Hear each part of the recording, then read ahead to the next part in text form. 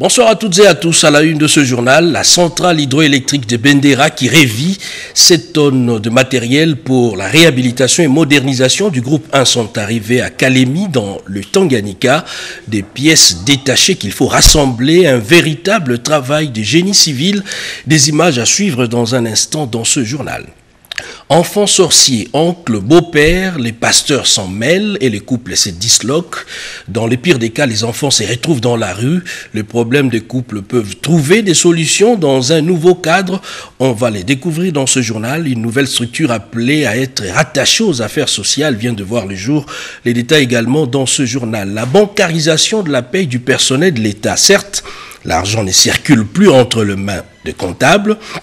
Moins de détournements, la maîtrise des effectifs, une inclusion financière en augmentation, mais à côté de ces tableaux réluisants, devant les guichets, parfois, il se pose un sérieux problème de connexion Internet, le manque de liquidités dans les banques, la bancarisation et ses défis, c'est les grands formats de ce soir.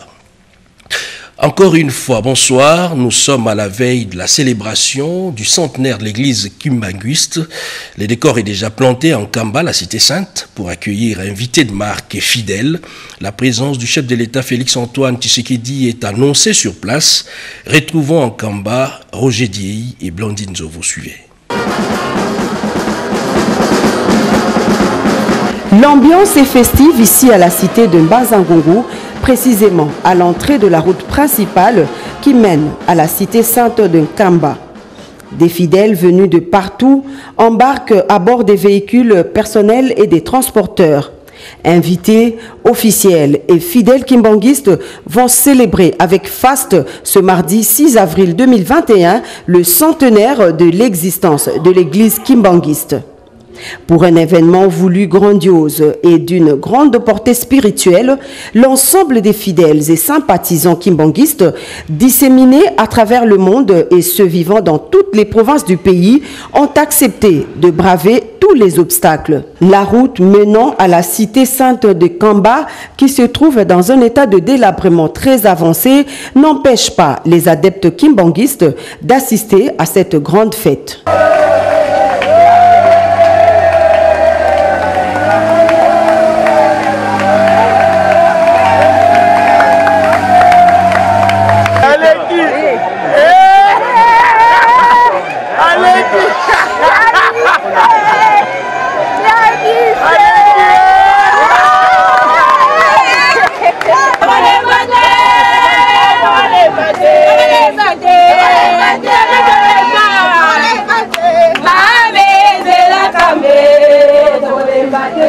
Même le chef spirituel n'a pas été épargné par les mauvaises conditions du tronçon Banzangungu-Kamba, long de près de 75 km. Son éminence Papa Simon Kimbangu Kiangani a passé des heures, bravant parfois des bourbiers impressionnants pour atteindre le site festif.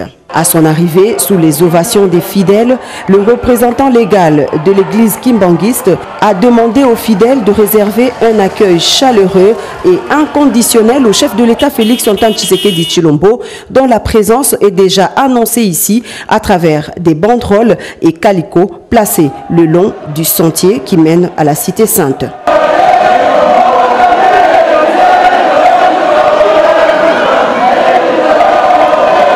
Donc, au Zaratana, 1921, 2021, il y a moins de janvier. C'est que la expérience on va aller.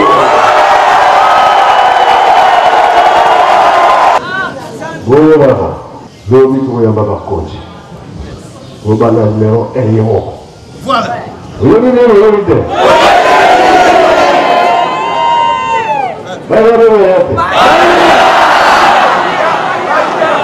Le programme des activités commémoratives du siècle de l'église kimbanguiste prévoit également l'inauguration du musée Simon Kimbangu par le président de la République.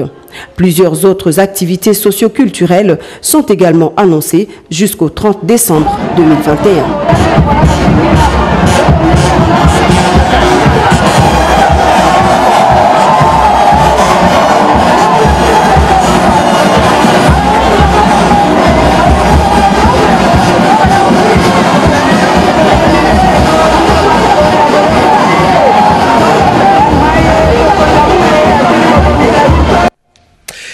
Les domaines agro-industriels et présidentiels des Lantzélé occupés, des constructions anarchiques qui sont érigées, constat fait par une délégation de la présidence de la République. On en parle avec Guilain Cavalondi.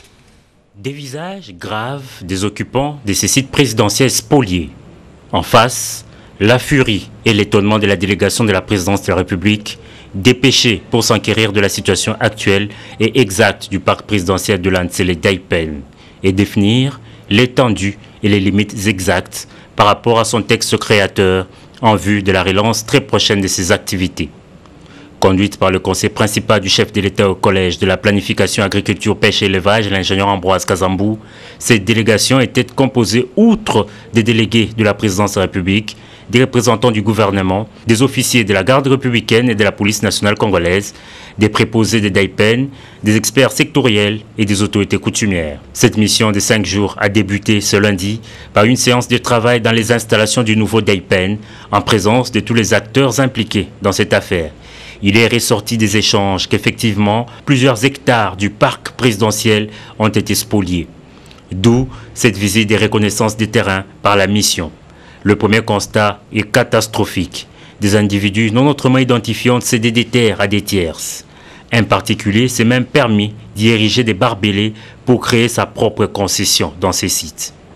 À la question de savoir qui sont exactement les spoliateurs, les violents sont loin de s'accorder. Qui a placé ces gens?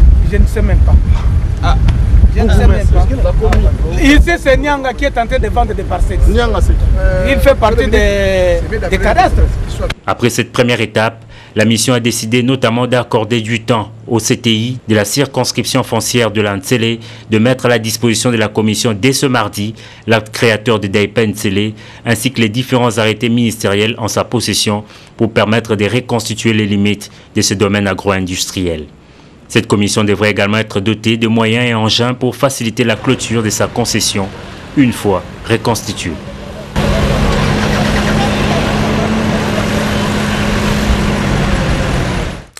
Direction la chambre basse du Parlement où son président Christophe Mbosso a échangé avec des diplomates en poste à Kinshasa, l'ambassadeur de la Russie et celui du Japon au centre de la coopération parlementaire. Les comptes rendus avec Sylvie Moembo, Bernard Baudot et Jérémy Kaouété. Le premier à être reçu par le président de l'Assemblée nationale est l'ambassadeur de la Fédération de Russie en République démocratique du Congo. Alexei Santebov était porteur d'une lettre de félicitations de la Fédération de Russie auprès du speaker de la Chambre basse du Parlement, Christophe Mbosoko Diapwanga. Les deux personnalités ont évoqué les relations parlementaires qu'entretiennent les deux parlements. Ils ont également parlé des relations économiques et humanitaires dans la lutte contre la Covid-19. J'ai vu beaucoup d'intérêt de la part du président de l'Assemblée nationale de promouvoir la coopération avec mon pays dans les domaines différents. Et j'ai vu aussi le désir de promouvoir les liens interparlementaires et ainsi que la participation dans les forums qui vont être organisés en Fédération de Russie, on espère cette année ou peut-être l'année prochaine. Minami Hiroyoki, nouvel ambassadeur de l'Empire du Japon en République démocratique du Congo, est quant à lui venu présenter ses civilités au président de l'Assemblée nationale, Christophe Mbosoko Diapwanga, avant de commencer officiellement ses fonctions de diplomate à Kinshasa. Et le Japon continuera à soutenir le développement de ce pays. Et j'ai souhaité ardemment la formation vite du gouvernement avec lequel je suis prête à continuer à travailler. Le président était content, je suis content et pourquoi pas on était d'accord de travailler ensemble. Les relations diplomatiques entre Kinshasa, Tokyo d'une part et d'autre part entre Kinshasa et Moscou sont au beau fixe et en doivent être entretenues. Et à la Chambre haute du Parlement, la communauté économique du pays des Grands Lacs, la CPGL, sollicite l'implication du chef de l'État dans l'organisation de la conférence de présidents. Le secrétaire exécutif adjoint de cette organisation sous-régionale, le Congolais Joseph Lititio, en a fait part au président du Sénat, Modeste Bahati. D'autres activités à la Chambre haute à travers ses comptes rendus des Sandre Niangui. Suivez. Lutte contre le trafic illicite d'armes, la corruption, le blanchiment d'argent, bref, les crimes économiques et environnementaux, c'est la mission poursuivie par le système des Nations Unies, précisément l'ONU-DC. Le chef de bureau du coordonnateur résident des Nations Unies à Kinshasa, Aboubakry Diaou, est venu solliciter l'implication du Sénat congolais dans la future collaboration entre l'ONU-DC et la RDC. Il sollicite aussi l'appui de la Chambre haute du Parlement pour les besoins législatifs. À son note, le président du Sénat, Modeste Bahati, s'est montré réceptif avant de lui suggérer d'aborder aussi la problématique de circulation des armes des petits calibres à l'est et au sud du pays, précisément en Ituri, au Katanga et dans le Grand Kivu, qui met à mal la paix de la République démocratique du Congo. Une bonne partie de ce qu'on essaie de faire, c'est-à-dire lutter contre les crimes, contribue automatiquement à accroître la paix dans les différentes zones. Lutter contre la prolifération des armes, lutter contre les trafics illicites, ce sont aussi des éléments qui vont permettre d'augmenter la paix dans ces zones-là. La plupart des armes, par exemple, qu'on trouve, c'est des armes qui circulent de manière illicite. Et si ONUDC et l'ensemble des partenaires peuvent contribuer à réduire ça, ce serait une très bonne chose. Joseph Lititio Afata, secrétaire exécutif adjoint chargé de l'intégration économique à la CPGL, communauté économique des pays des Grands Lacs, a échangé avec le président du Sénat. Une entrevue portée sur 2 points, l'urgence d'organiser la conférence des présidents et la contribution de la RDC qui accuse un grand retard. Modeste Bahati, président du Sénat, s'est engagé d'être le porte-voix de la CPGL auprès du chef de l'État Félix-Antoine Tshisekedi Tshilombo. La CPGL, qui a 3 États membres, la RDC, le Rwanda et le Burundi. Et pour que la paix règne entre ces 2 derniers États, la RDC a un grand rôle à jouer. La situation de la communauté, je crois qu'il faut la décrire d'abord par rapport aux objectifs même de la communauté. Cette communauté, qui est une communauté économique, comme son nom l'indique, a également des objectifs sur la paix et la sécurité transfrontalière dans la région des Grands Lacs. D'ici 2023, la Fachi City sera sortie des terres sur le site du Konkokolo. Sur un espace de 330 hectares, 22 600 unités de logements sociaux, le boulevard dit de l'alternance, une tour de 160 mètres qui porte le même nom sera érigée. À cela s'ajoute une cité moderne administrative et une cité d'affaires. Ce projet ambitieux qui va recevoir l'appui des partenaires chinois avec comme objectif la délocalisation d'au moins 72 casernes militaires et policières et leur relocalisation dans des conditions humaines. Paul Makela de Bitek a tout expliqué au président du Sénat qui a apprécié le projet avant d'émettre quelques avis. Il a insisté sur le sérieux qui devrait animer les initiateurs du dit projet. Et cette question, doit-on procéder par des réformes électorales prioritaires avant 2023 ou encore le choix carrément des acteurs avant tout?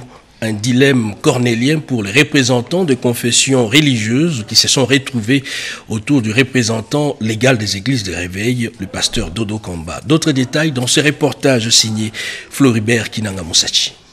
La participation des chefs des confessions religieuses regroupées au sein de la CIME. La commission d'intégrité de médiation électorale affichait complet aux mêmes lignes pour la présentation par son éminence Israël Dodo Kamba Kalanganaï de l'Église du Réveil de la République démocratique du Congo, des priorités des réformes à mener, attendues d'eux, pour les élections fixées à 2023. Question d'actualité brûlante, pour l'orateur Dodo, l'analyse de la situation du moment exige la recherche du consensus sur les questions électorales, l'examen des conflits armés et des affrontements intercommunautaires, la prise en compte du genre dans la sélection des candidatures pour la mise en place urgente du bureau de la CENI chargé de préparer les échéances électorales de 2023. Un aspect non négligeable, c'est la mobilisation, a-t-il rappelé à temps, des fonds destinés aux opérations conduisant aux différents scrutins. Le représentant légal Dodo Kamba a martelé sur la nécessité du respect de ces expressions démocratiques vis-à-vis de la population très impatiente. Pourquoi les élections périodiques?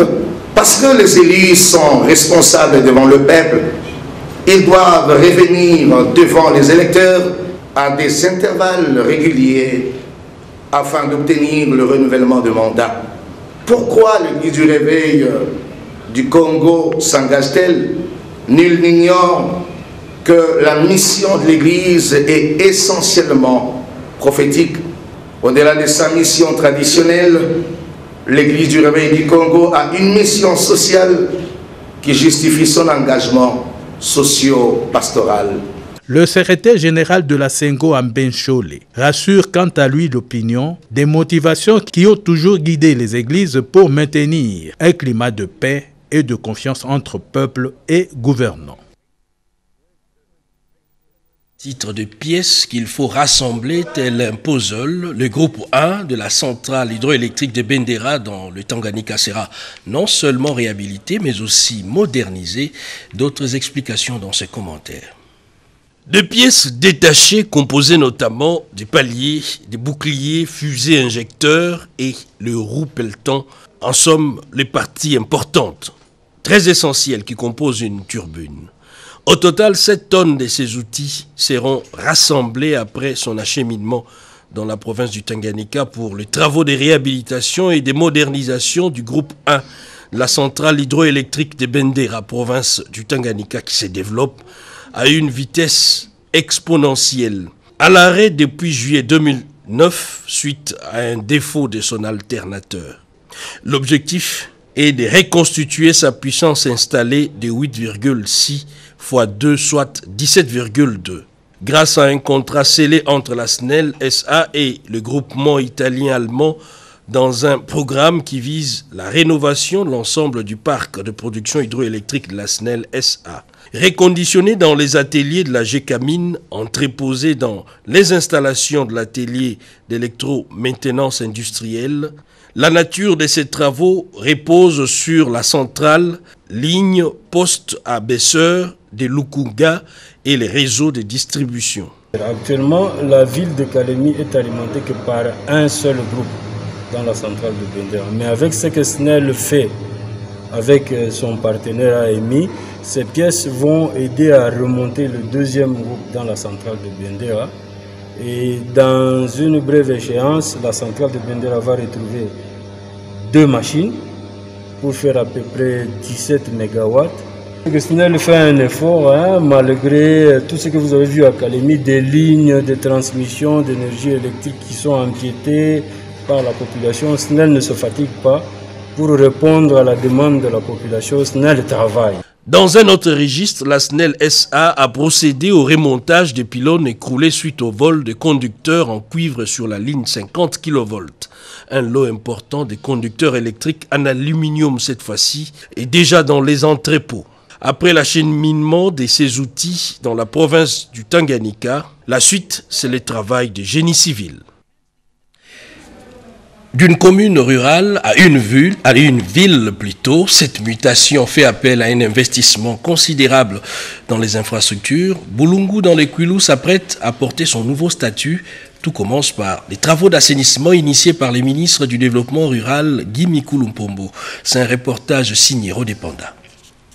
Salongo Weekend, une pratique d'assainissement qui consiste à pousser tout le monde à tenir soit son balai, sa bêche et sa coupe-herbe en vue de rendre son environnement salubre mieux, plus propre.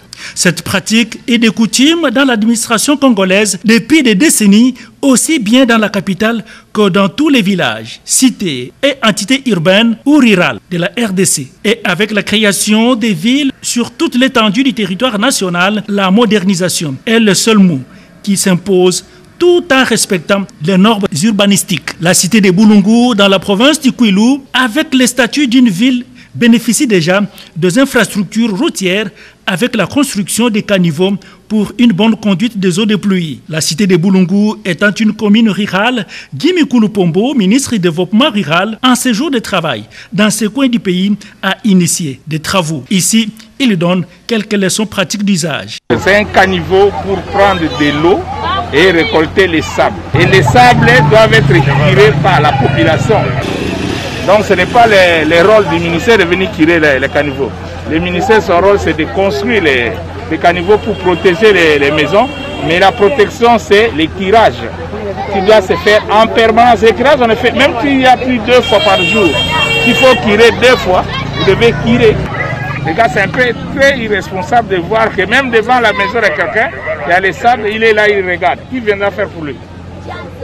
Qui viendra faire ça pour lui? Personne. C'est le chef de cité, c'est la police, c'est la population, c'est l'AT qui doivent tirer les caniveaux. Ça, c'est la responsabilité de la ville.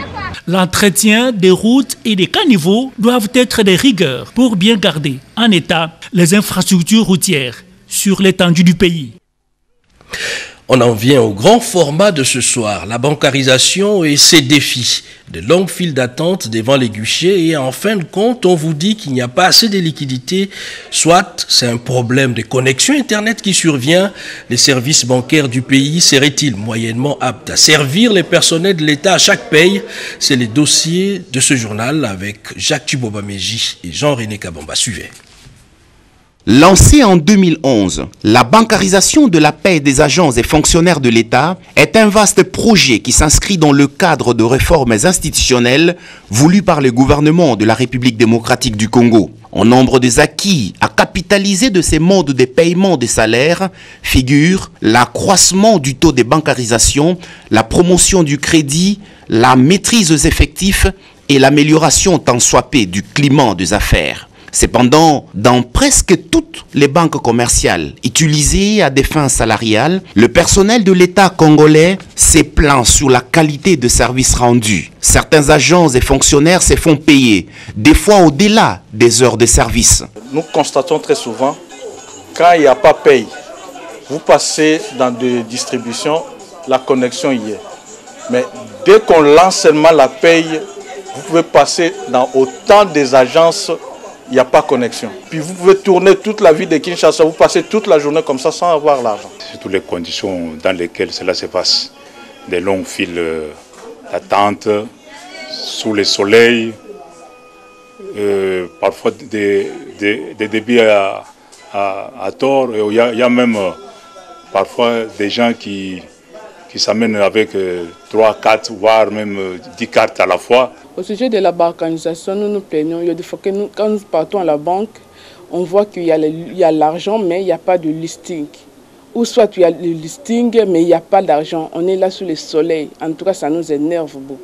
En retirant l'argent dans les distributeurs, nous trouvons que les distributeurs chauffent, nous trouvons que les distributeurs sont en panne, nous trouvons que les distributeurs, c'est-à-dire si vous retirez un montant qui est un peu élevé, vous trouverez que non, le distributeur bloque. Au regard de toutes ces plaintes, que disent les banques commerciales, la FBN Bank est la seule banque qui nous a ouvert ses portes pour rencontrer les plaintes récurrentes et promet de tout faire pour améliorer sensiblement ses services. Premièrement, j'aimerais qu'il soit bien clair qu'il n'y a pas de problème de liquidité à la FBN Bank. Seulement, c'est vrai, les jours de week-end, il peut arriver que le distributeur soit vidé. Okay? Et ça arrive généralement pendant la période de paie des fonctionnaires. Le problème, c'est que depuis le début de la crise du Covid-19, nous avons arrêté les opérations le samedi. Donc aucune agence, à part celle du siège, ne travaille le samedi. C'est comme ça que les distributeurs étant rechargés le vendredi soir, s'ils sont utilisés pendant la journée de samedi, à grande échelle, ils sont vidés. D'accord ?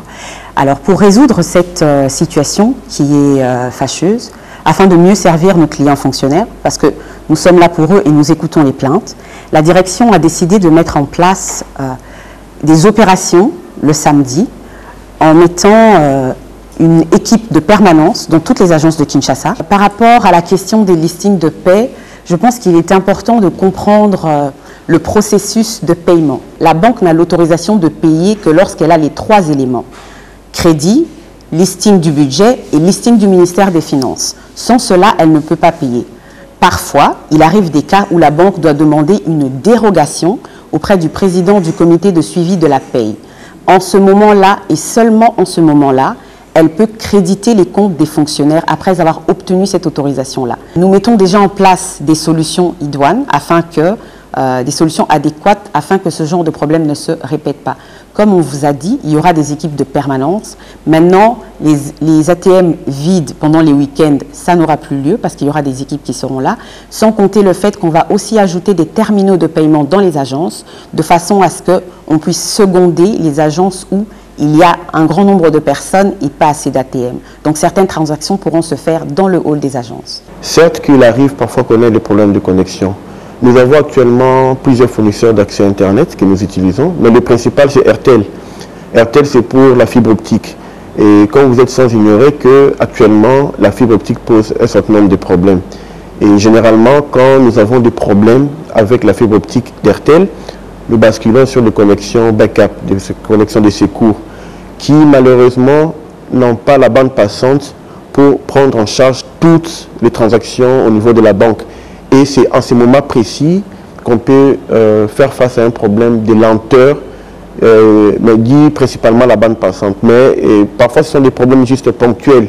Mais malheureusement, quand ça arrive au moment où il y a la paie des fonctionnaires et qu'il y a beaucoup d'attroupements au niveau des distributeurs, ça s'est fait sentir contrairement aux jours habituels. Concernant les débits à tort, 80% des cas de débits à tort sont régularisés automatiquement après 4, 5, 10 minutes maximum. Après les 10 minutes, l'argent rentre dans le compte du client. Donc il y a une annulation de la transaction. Donc il y a un crédit qui vient pour annuler les débits. Les banques commerciales jouent un rôle majeur dans le cycle économique de la RDC, singulièrement dans la bancarisation de la paye, le contrôle du fonctionnement du système revenant de plein droit au comité des suivis de la paye piloté par la Banque centrale. Mais que fait ces comités jusque-là? Est-ce un comité des suivis inutile et factice? Est-il au courant des plaintes du personnel de l'État? Cet organe de contrôle a promis sa réaction incessamment. Ils gardent en eux encore des valeurs, surtout quand il faut parler de la lutte contre la corruption dans le pays. La Fondation Al-Kitenge a honoré quelques personnalités, un nombre sélect alors, parmi elles, Luzolo Bambilesa. Joël Makela pour les détails. Dans le club international des intègres, ces personnes qui luttent contre les antivaleurs, en particulier contre la corruption, le professeur Luzolo Bambilesa vient de s'ajouter. C'est la fondation Al-Kitenge qui a procédé à cette nomination, faisant de lui un intègre. J'intègre systématiquement ce mouvement parce qu'effectivement au Congo, notre pays, je l'ai toujours dit, les hommes intègres existent. Les hommes intègres ne sont pas mis en évidence, ils ne sont pas valorisés. Pourquoi encourager ce mouvement? Parce qu'effectivement, pour lutter contre les antivaleurs et en particulier contre la corruption, l'intégrité est la vertu cardinale qui permet à toute personne de refuser le mal. Face à une offre de corruption, $1, $1000, qu'est-ce qui fait qu'une personne résiste? Ce n'est pas l'intelligence, c'est l'intégrité.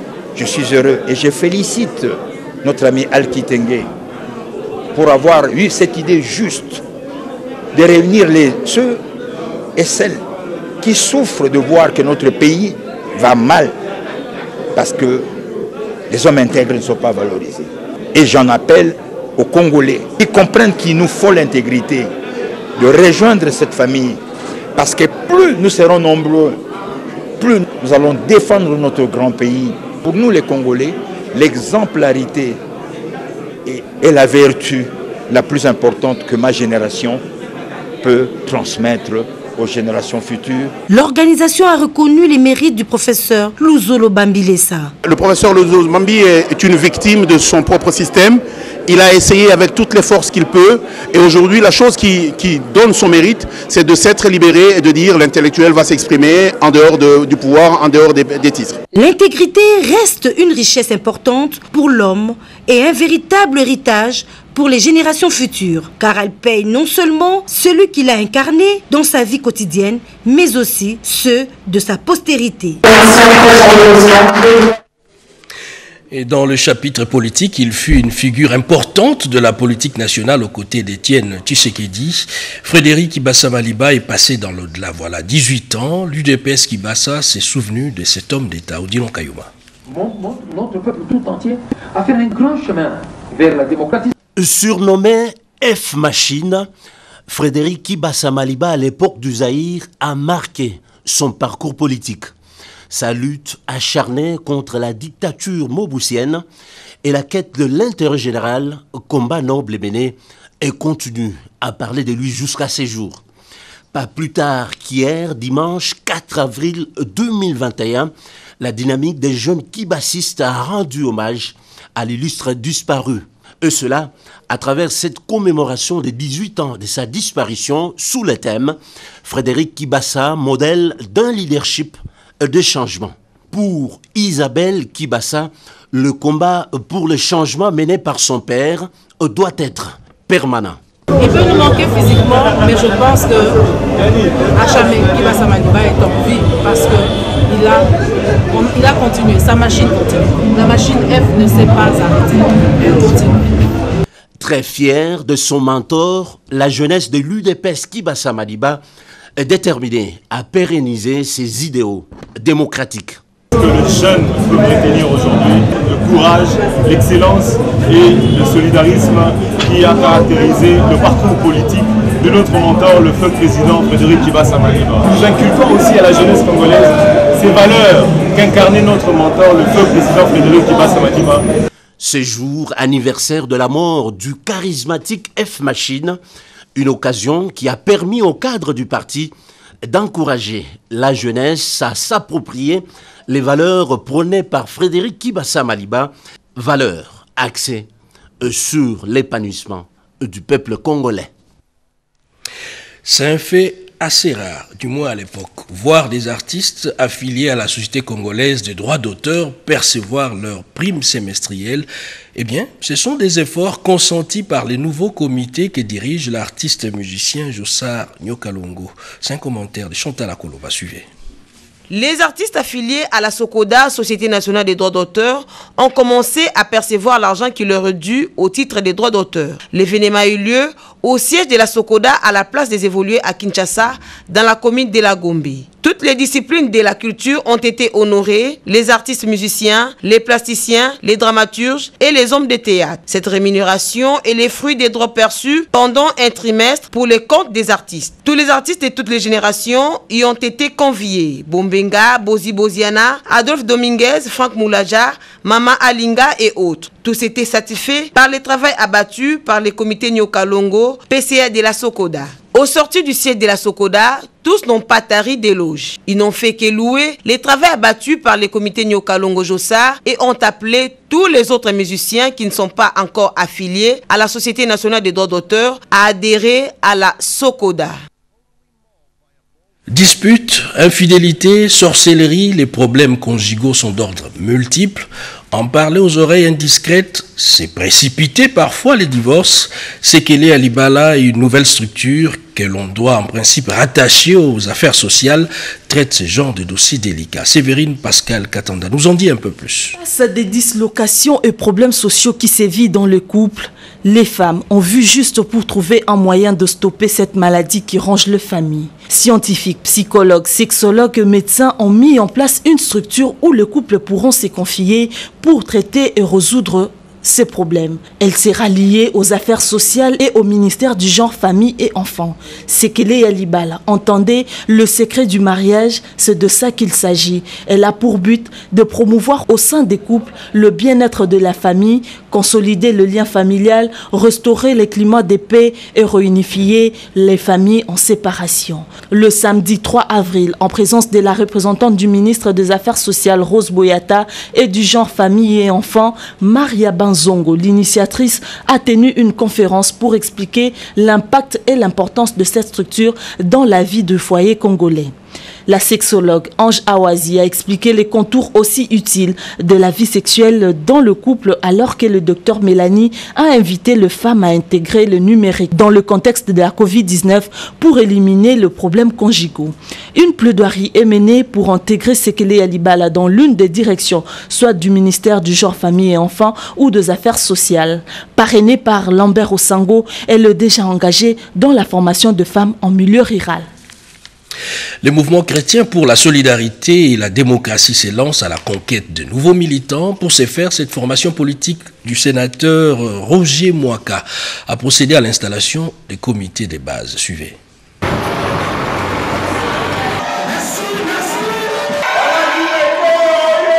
C'est le président national du mouvement chrétien pour la solidarité et la démocratie, Roger Mwaka, qui a présidé cette cérémonie. Dans cette salle, toutes les catégories d'âge sont mobilisées pour l'écouter.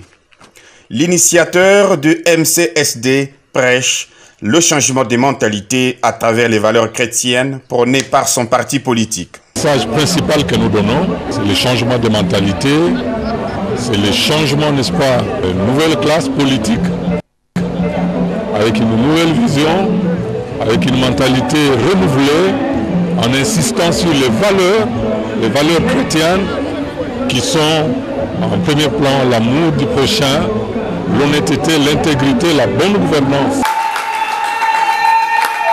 Sheila Kasumba Mwangé a été investie comme présidente du comité sectionnaire de l'IMET et tous les symboles du parti lui ont été remis pour mener à bon port son comité. Avant cette installation, 135 sectionnaires et sous-sectionnaires ont suivi une formation de haut niveau axée sur l'idéologie du parti. Signalons que les sénateurs Floribert Mbachimbacha et Rolin Zazi ont assisté à cette manifestation. Et le prochain cap, la commune de Selimbao. Et voilà, c'est la fin de ce journal.